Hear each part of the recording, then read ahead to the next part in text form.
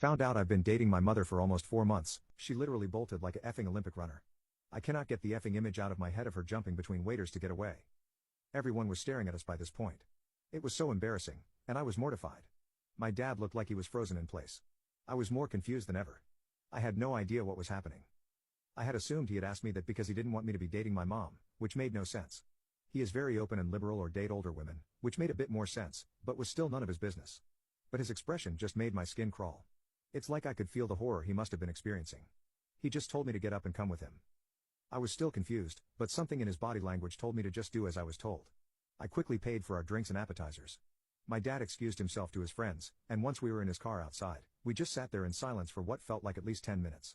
I didn't dare to say anything. I was still processing that my girlfriend just ran away from me and my father. I had also tried to text her, but she wasn't responding.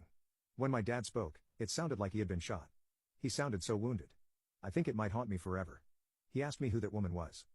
I went on about how much I loved her because, again, I was still thinking of Kate as my girlfriend and assumed my dad's reaction was because of her age. I cannot believe that I went on about how much I romantically loved my mom right to my father's face. It makes me want to puke. Long story short, he told me she was my mother and that he instantly recognized her. That talk was the most traumatic experience of my life. We both started crying at some point and just wept for a while in the car. I was howling. It was effing primal.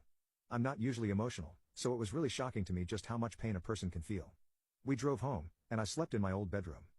How do I ever tell anyone about this? The worst part is I think despite all of this, I still love Kate. Just writing that makes me want to throw up.